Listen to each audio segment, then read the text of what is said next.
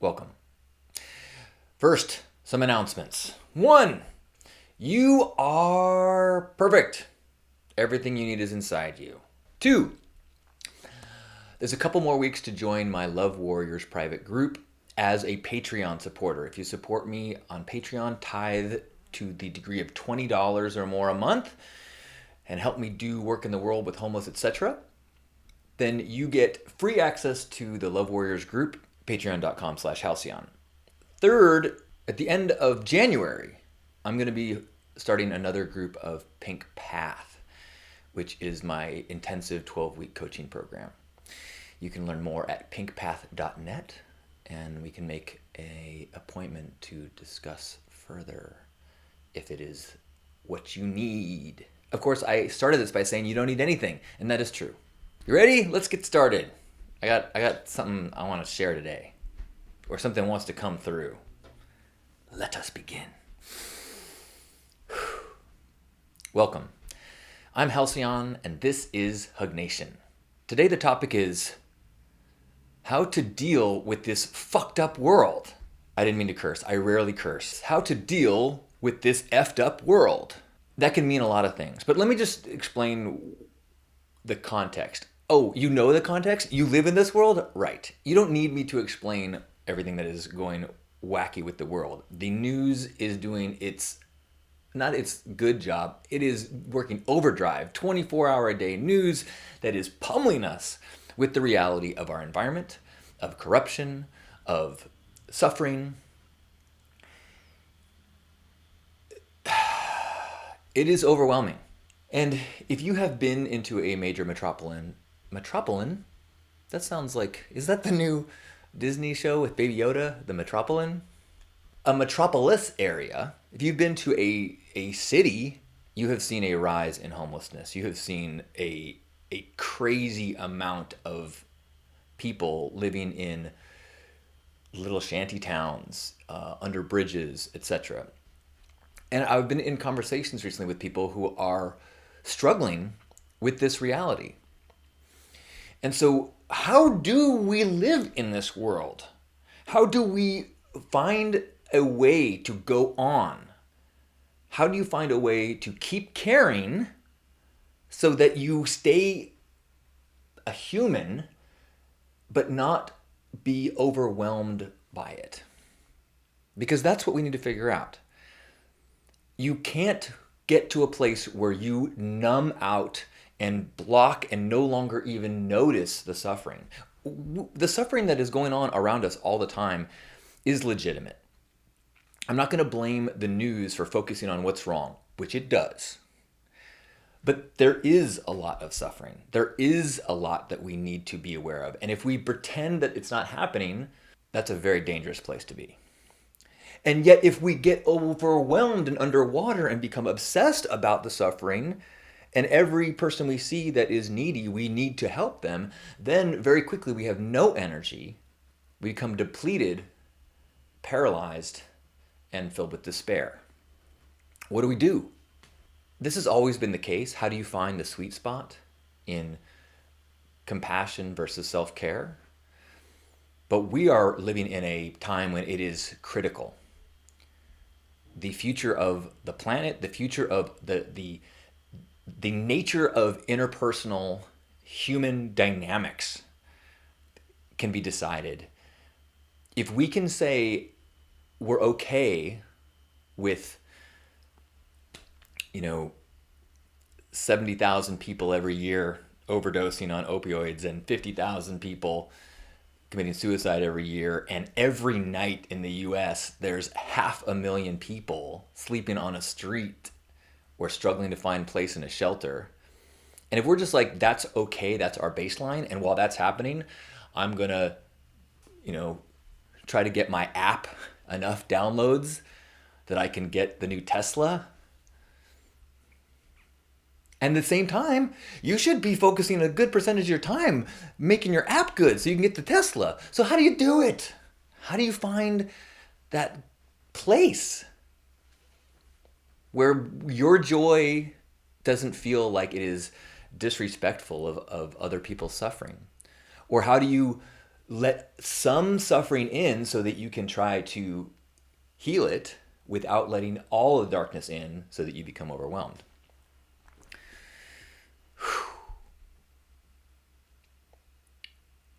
The key is direction, not distance. The key is be kind when you can. The key is looking for gifting opportunities. And that requires some work because, one, we have to really work to understand what gifting is. And two, we have to work to figure out what is our gifting inventory. What do we have to gift? We obviously, one of the categories of things that we can gift is resources, money, stuff, extra stuff, used stuff. We can give stuff away, physical things, money, resources, that kind of thing. But we can also give our attention. We can give dignity. We can give things that are only aware in the moment and individual. And perhaps they are things that only we can give. Maybe it's our wisdom, our shared experience. And if you can start making your interaction with the world not from a place of,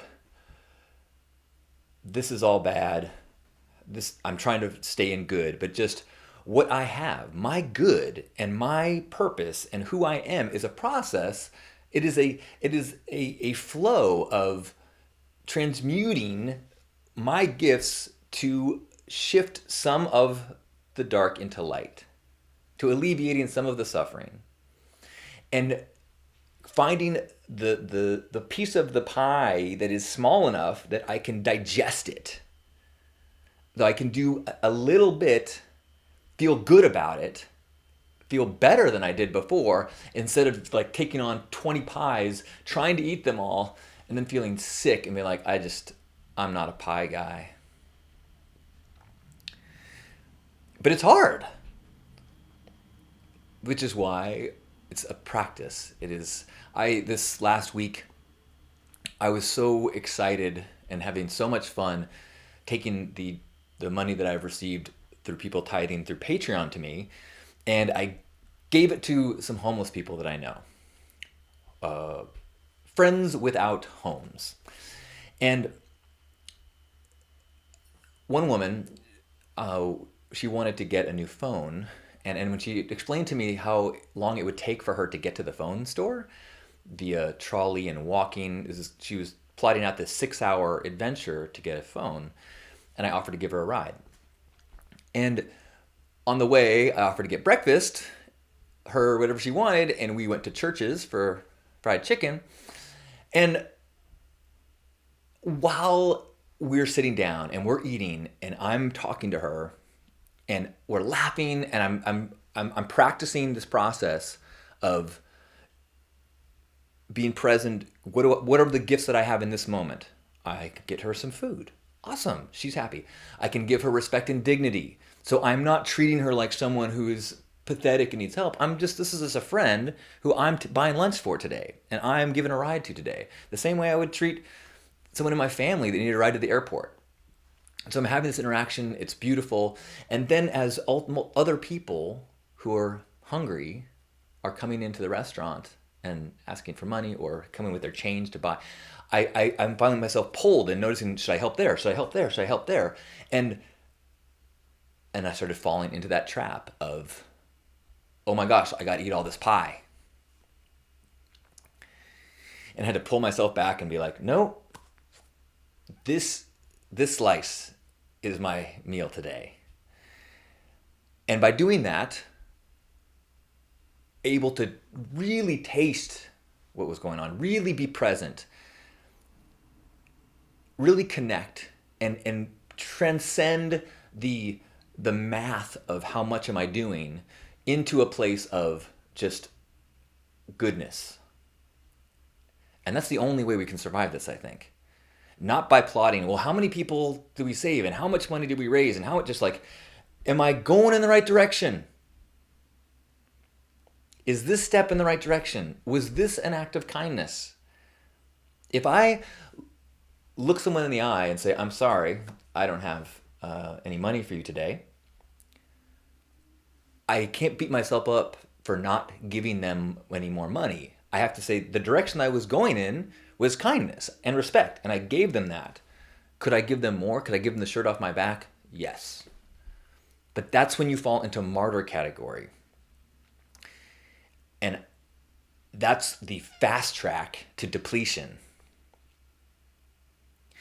And the only way that we can stay long-term warriors of love, agents of good, is to find that sweet spot where we are feeding ourselves and not getting sick, and processing and digesting and being energized by the knowledge that we are in integrity, being kind, and moving the dial a little bit.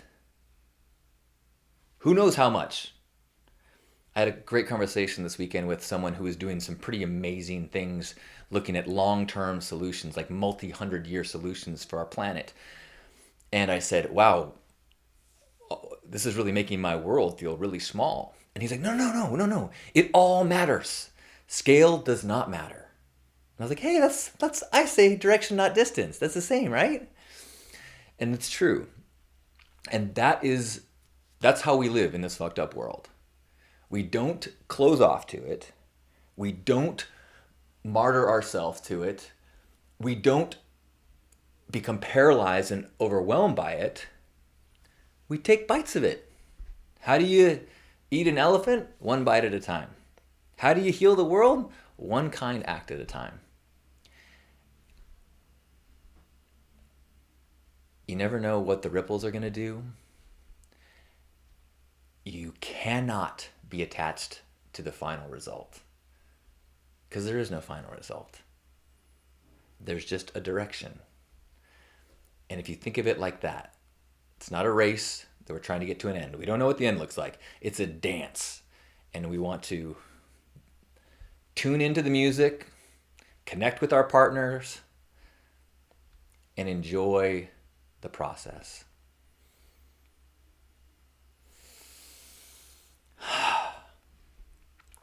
I don't know about you, but I am feeling the awareness of the degree of fucked upness so much more frequently than I used to. And it's become a barrier to my spiritual growth as I get pulled into this overwhelm and pulled into I need to be doing more. And I can look back at the cycles of the last few years and see when I try to take on more and more and more pie, I am in a food coma most of the time. In the last month, I really put my focus into self-care. And rather than like achievement, into peace, into sobriety, into sleep, into service. And by doing so, my vibration has really been just vibing.